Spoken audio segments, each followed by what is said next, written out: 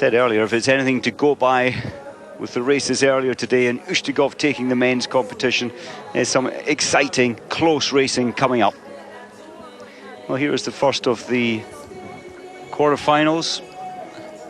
Shanavet, Hedlund, Ishikawa, Engstrom, Sarkkinen and Lucas Gross from Germany in this lineup. So traditionally the same as World Cup racing. If you follow the cross country, we have 6 in each of the heats.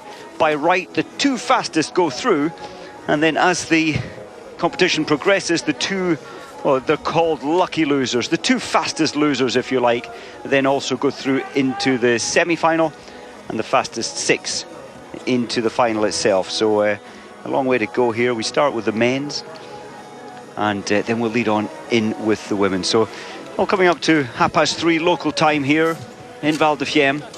The athletes have been watching, some of them were up watching the races earlier, the under-23 finals, and incredible racing throughout the morning, and I'm sure quite inspired and fired up for what is about to get underway here. You can see the start lines, the start grids there. 6 sets of tracks, but only for about 20 meters, and then out into the open freestyle skating technique around this track. 1.5 kilometers for the men and 1.2 kilometers for the women. They're familiar with the tracks. They've been here in the valley for a couple of days, just continuing their training, looking at the tracks, putting in some sprint training the last couple of days, just trying to figure out when and where the strategies to attack, to take it easy if that's at all possible, and then where to break should it come into a tight finish. So number 1 heading up to the line, Chaneva from France. And well, he wasn't really expected to, in terms of ranking. He was bib number 49 coming into the qualifying earlier this morning, and some 98 athletes lined up. And we're now looking at the top 30 of those on the grid here today. So Anton Hedlund from Sweden, huge tall figure, as we often see with the Scandinavians, with the Swedes, tall, they're strong, and often very, very fast. Lucas Chaneva just taking the final gulps of oxygen to help him on his way. Anton Hedlund, the final stages. Well, I think he's trying to copy Jönsson there with a relaxed finger wobble. Ishikawa, he's good. Racing down in New Zealand at the Snow Farm against, of all people, Krukov earlier this summer, and he did very well. Further down the line, Lukas Gross. It's a very quick, we saw earlier today, the starter is very quick on that gun.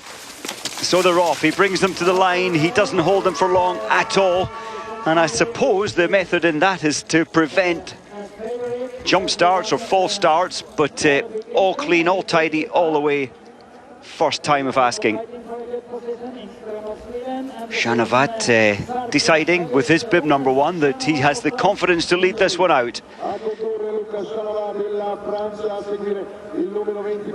Engstrom, so 2 Swedes, of course. Jakob Engstrom will just dropping back to 3rd, and 10 just coming through up into 1st place is Anton Hedlund. So Hedlund deciding he wants to lead up of the first of the 2 steep climbs. This climb goes up for some 450, 500 meters, and as we begin to flatten out, we go under the bridge where other tracks cross over the top. Here's the bridge just coming up now. So under there, the track for the first time just flattens out slightly under the bridge, and then it continues to climb with a sweeping right before we have an easier 500 meters. Chance to see the start again. And it is important to get a good start, to place yourself, I think, ideally in the front few. But Ishikawa, from a relatively poor start, he was down in 5th at 1 minute 20 of racing. He's deciding that he wants to lead this one. Gently down terrain now, and well, some kind of rest or recovery for the athletes, just trying to get their balance and efficiencies moving along this gentle down stretch of track here.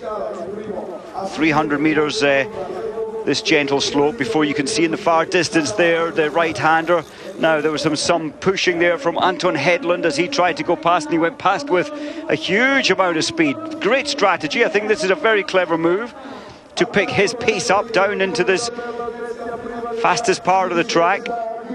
50, 55 kilometers per hour. Now, he wanted Anton Hedlund showing very wise race head on his shoulders, wanting space up this steepest of climbs. 23% climb, this one. But you need to have the strength to maintain it. He had a huge lead, and now they're all back on him. His teammate coming through on the right side, that's Jakob Engström showing his strength, but going the long way around. And surely Engström's going to have the lead coming into the final descent. The all-important descent. Now, where is number one? Down in 4th position. So the fastest from qualifying, and he won by quite a margin, is this suffering a little at the moment. Or is he confident in how he can turn up the pace in this final 300 meters? Ah, the Swedes have taken each other out. It looked like a clear 1 and 2, and they've brought each other down. What a mess. What an absolute tactical error there from Hedlund and Engström to wipe themselves out, to take themselves out of having any further chance in these finals and winning medals at the youth junior, I should say, World Championships. So just handing it on a plate there to Shanavat. But it's going to be a close. Ishikawa coming through fast. Well, caught sleeping there. Shanavat was through. He thought he was clear, and then he backed off. Ishikawa coming through fast on the inside with a 3:13.5. Sarkkinen for a photo finish, but I think he was in 2nd place. Now let's have a look again. Surely we'll get a chance to see what happened to Hedlund and Engström. Well, as they come now down to the line. Oh, what a disappointment. What a disappointment. You can just tell by the way they're moving, they are absolutely gutted to have been leading. All they had to do was get through in the first 2 by right to qualify, and it was a fast, very fast pace. Total disappointment for Team Sweden.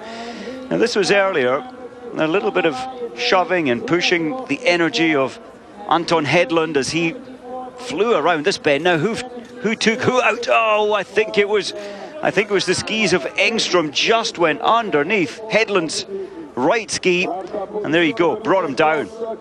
Great maneuver there from Engström, but not enough. He couldn't keep his right leg straight enough to try and bend around that corner. What a disappointment from the Swedes.